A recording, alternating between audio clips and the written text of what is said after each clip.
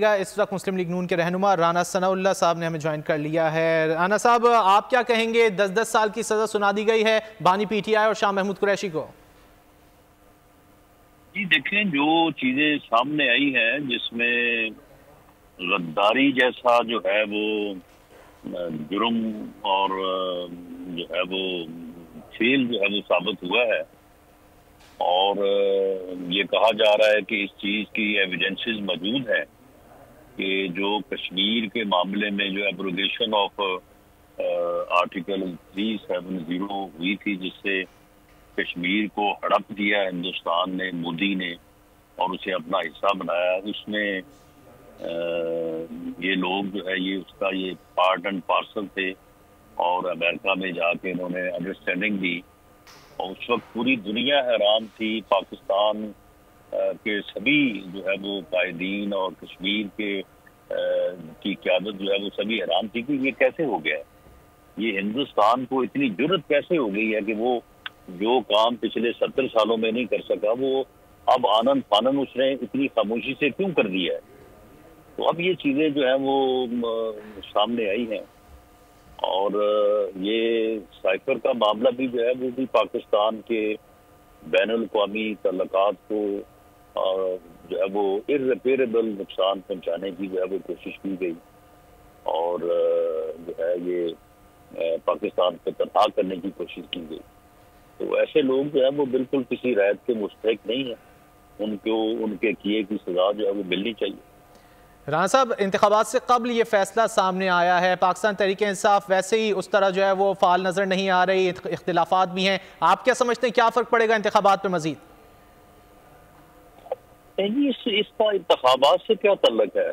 اگر کوئی گروہ سیاسی جماعت کے آڑ میں یا ادروائز ریاست کے خلاف ہتھیار اٹھاتا ہے تو وہ کسی قسم کی سیاسی رائت کا مستحق تو نہیں ہو سکتا۔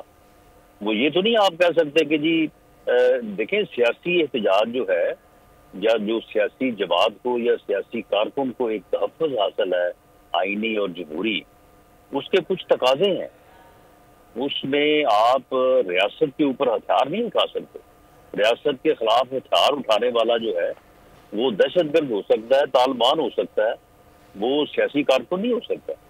تو ان لوگوں نے تو 9 مئی کو ریاست کے خلاف ہتھیار اٹھائے ہیں، شہداء کی یادگاروں پہ، ان کے مجسموں پہ کوئی ڈنڈے اور جوتے کو سیاسی کارکن برسا سکتا ہے؟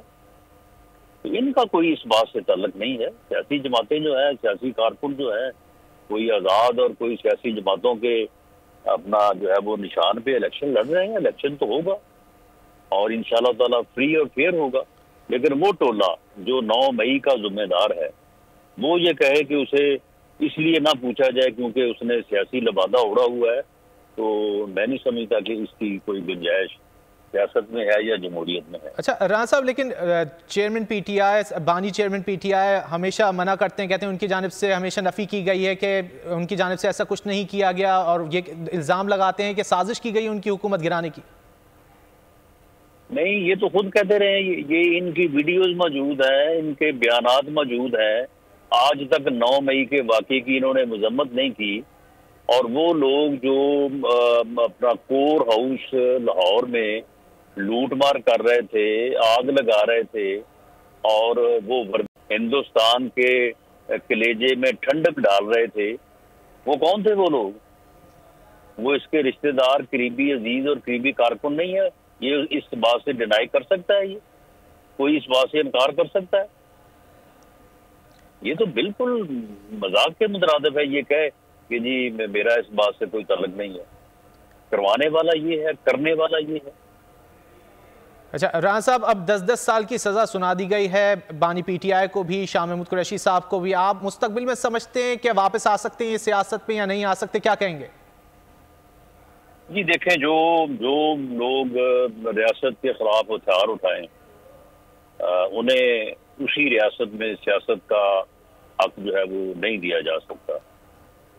کل کو طالبان جو ہے وہ ایک گروہ بنا کے جو ہے وہ آ جائیں اور آگے کہیں کہ جی ہمیں بھی لیول پلینگ فیلڈ دیں، ہم نے الیکشن میں حصہ لینا ہے، تو پھر کیا انہیں اجازت ہو جانی چاہیے؟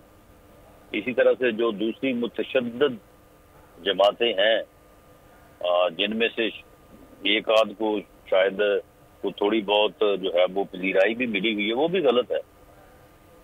سیاسی جماعتوں کے لبادے میں متشدد جماعتوں کو یا ہتھیار اٹھانے والے لوگوں کو جو ہے وہ اس پردے میں جو ہے وہ سیاست کرنے یا ریاست کے خلاف کھڑا ہونے کی جو ہے وہ اجازت یا موقع نہیں ملنا چاہیے۔ مسلم لیگ نون کے رہنما رانا ثناء اللہ ہم سے گفتگو کر رہے تھے، بہت شکریہ آپ کے وقت کا۔ سبسکرائب کریں اور بیل دبائیں تاکہ کوئی خبر رہ نہ جائے۔